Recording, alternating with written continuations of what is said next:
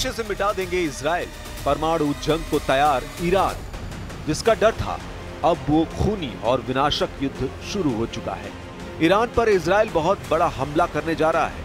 दावा किया जा रहा है कि अमेरिका के C-17 विमानों से दक्षिणी इजराइल में मौजूद इजराइल एयरबेस पर हजारों की संख्या में मिसाइलें अमेरिका से पहुंचा दी गई हैं। दावा किया जा रहा है कि अमेरिका और ईरान के बीच होने वाली परमाणु डील किसी भी वक्त फेल हो सकती है और डील फेल होते ही इजराइल ईरान के परमाणु ठिकानों पर भयंकर हमले कर सकता है। हम आपको दिखाने जा रहे हैं कि कैसे पिछले 24 घंटे के अंदर ही इजराइल ने अचानक 3 मोर्चों पर हमले शुरू कर दिए। गाजा में इजराइल के खूनी हमलों से कोहराम मच गया है, तो वहीं लेबनान के दक्षिणी इलाके और बेरूत में इजराइल के जबरदस्त हवाई हमलों ने हाहाकार मचा दिया है।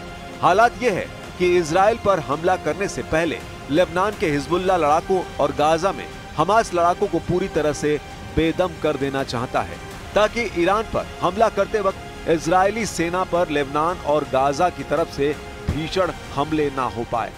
हैरानी की बात तो यह है कि कल तक जो दावे किए जा रहे थे कि पीएम नेतन्याहू और राष्ट्रपति ट्रंप के बीच बातचीत बंद हो चुकी है, उस दावे के ठीक उलट अब अमेरिका भी ईरान पर हमला करने में इजराइल की खुलकर मदद करने जा रहा है। जरा देखिए क्यों ईरान को कहना पड़ा है कि अगर ईरान पर इजराइल ने अमेरिका के साथ मिलकर हमला किया तो ईरान इजराइल को दुनिया के नक्शे से मिटा देगा। इजराइल से आखिरी जंग को तैयार हुआ ईरान।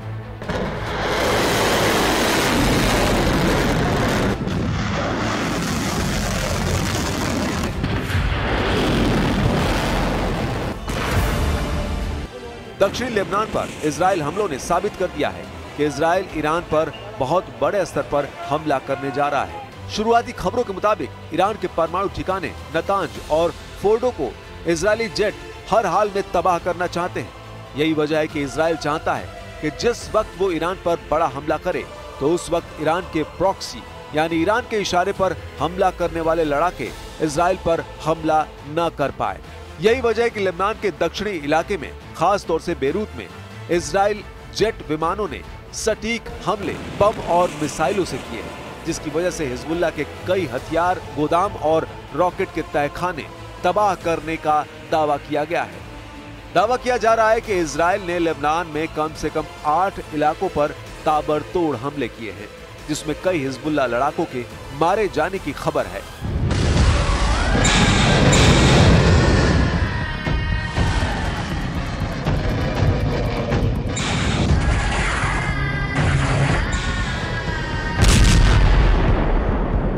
इजराइल का दावा है कि इन हमलों का लक्ष्य हिजबुल्लाह के रॉकेट लॉन्चर और कमांड एंड कंट्रोल सेंटर थे। लेबनान में अफरा तफरी का माहौल है और हमलों में हिजबुल्लाह के लड़ाकों के मारे जाने की खबर भी सामने आ रही है। यह हमला हाल के गाजा संघर्ष के बाद हुआ है, जिससे क्षेत्र में तनाव और बढ़ गया है।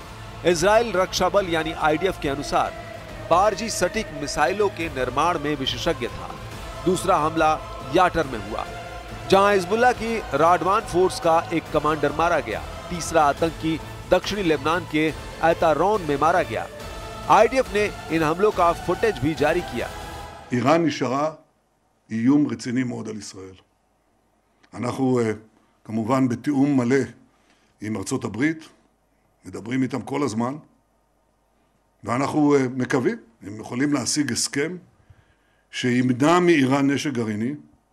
זה אומר שהוא ימנע מאיראן את היכולת להעשיר אורניום.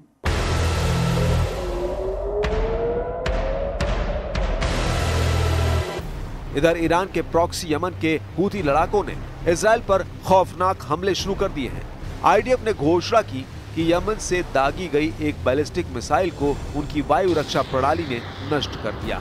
अब ऐसे हालात में कयास लगाए जा रहे हैं कि ईरान पर इजराइल हमले को देखते हुए इजराइल के खिलाफ हमास, हूथी और हिजबुल्लाह के लड़ाकों की तरफ से इजराइल पर बड़े हमले शुरू हो चुके हैं।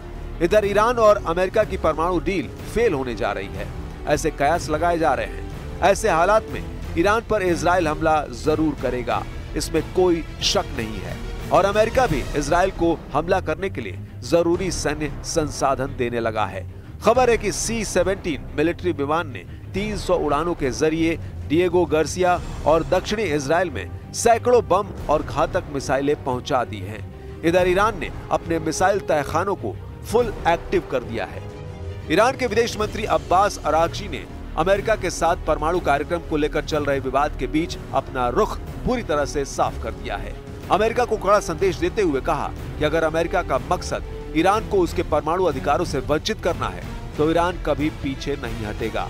बता दें कि ये बयान उन्होंने कतर की राजधानी दोहा में दिया, जहां ईरान और अमेरिका के बीच ओमान में होने वाली अगली परमाणु वार्ता से एक दिन पहले वे पत्रकारों से बात कर रहे थे। अरागची ने साफ कहा कि अगर बातचीत का उद्देश्य ईरान के परमाणु अधिकार छीनना है तो हम बिल्कुल भी पीछे नहीं हटेंगे। ما اینجا دوستان تجمع کرده میخوان دفاع بکنن، دفاع از منافع ملته. چرا؟ چون صنعت هستی فواید یه دونه سلاحه اما هزاران منافع صلح‌آمیز داره. یکیش در تولید برقه، ما الان برق کم داریم. یکیش تولید آبه، شیرین کردن آب شور دنیا. الان کشورهای عرب منطقه دارن استفاده میکنن، ما الان آب کم داریم، باید به این سمت سو بریم. अमेरिका भी स्पष्ट तौर पर कह चुका है कि यूरेनियम का संवर्धन रोकना ईरान के साथ होने वाले परमाणु समझौते की पहली शर्त होगी। अमेरिका को शक है कि ईरान यूरेनियम का संवर्धन उस सीमा तक कर रहा है जिससे परमाणु बम बनाया जाता है। दोनों देशों के बीच संभावित फाइनल वार्ता होनी बाकी है, जिसकी तारीख अभी तय नहीं की गई है।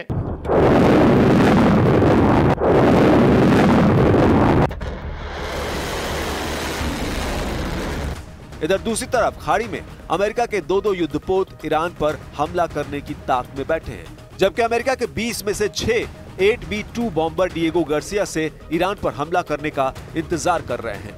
कुछ जानकारों के मुताबिक अमेरिका ईरान पर इसलिए हमला नहीं कर रहा है क्योंकि राष्ट्रपति पुतिन ने ट्रंप से साफ कह दिया है कि अगर ईरान के परमाणु हथियारों पर हमला हुआ तो इसका असर यूक्रेन युद्ध की शांति वार्ता पर साफ तौर पर पड़ेगा।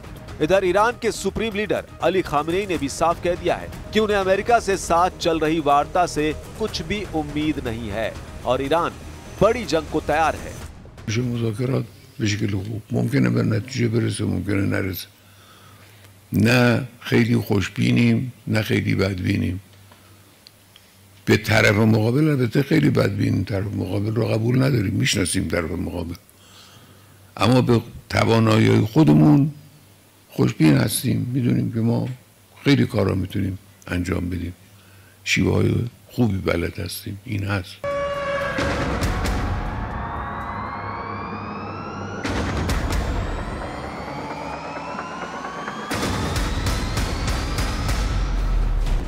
इधर जो खबरें लीक हुई हैं उसके मुताबिक इजराइल की सेना ईरान के परमाणु ठिकानों को निशाना बनाने के प्लान पर काम पूरा कर चुकी है।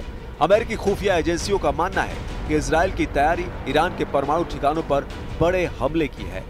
अमेरिकी अखबार वॉल स्ट्रीट जर्नल ने अमेरिकी खुफिया अफसरों के हवाले से कई रिपोर्ट में यह दावा किया गया है।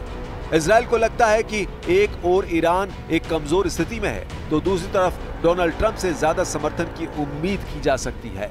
इस रिपोर्ट पर यह भी दावा किया गया है कि ईरान भी इजराइल के हमले पर जबरदस्त पलटवार करने की तैयारी में जुटा है।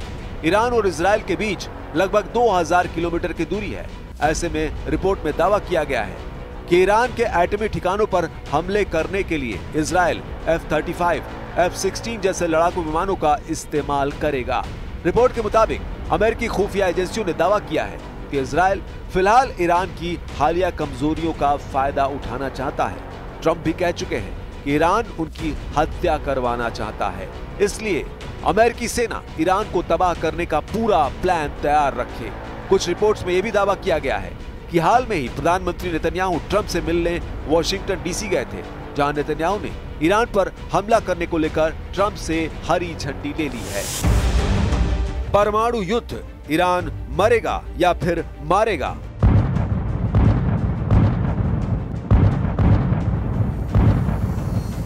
मई 2024 में IAEA ने बताया था कि ईरान यूरेनियम को 60% तक संवर्धित करने के लिए 164 IR-6 सेंट्रीफ्यूज का इस्तेमाल कर रहा है।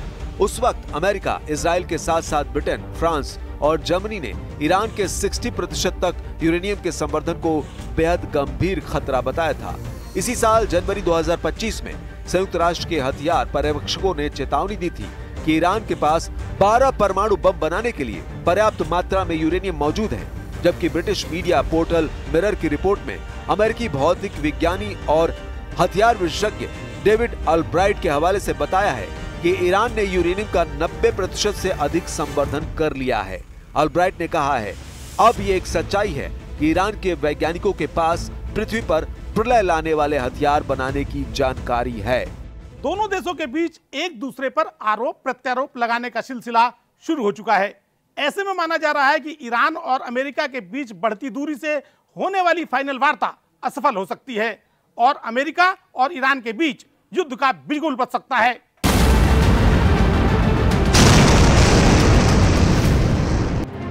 ईरान के साथ चल रही परमाणु वार्ता के बीच अमेरिकी पश्चिमी एशिया में अपनी सैन्य स्थिति को बढ़ा रहा है। एक सैन्य ब्लॉगर ने खुलासा किया है कि अमेरिकी वायुसेना ने पिछले 3 महीनों में 300 से ज्यादा C-17 विमानों के जरिए दक्षिणी इजराइल में पैट्रियट प्रणाली पहुंचाई है। इसके अलावा डिएगो